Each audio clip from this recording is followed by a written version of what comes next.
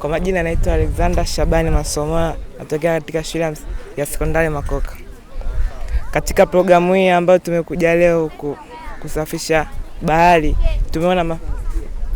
tumeona mafanikio mengi na tumeona faida nyingi. Na tumeona vitu ambavyo vinaweza vikaathiri wanyama wa baharini, yani kama samaki nani.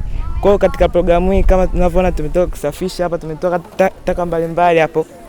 Hizi taka zingeweza kuharibu mazingira ya bahari, pia hata kuna nilio kuwa baadhi ya wanyama baharini. Kwa unaambia nini vijana wengine ambao labda hawajapata elimu hii au utaendaje kuitumia elimu hii kwa nufaisha wengine?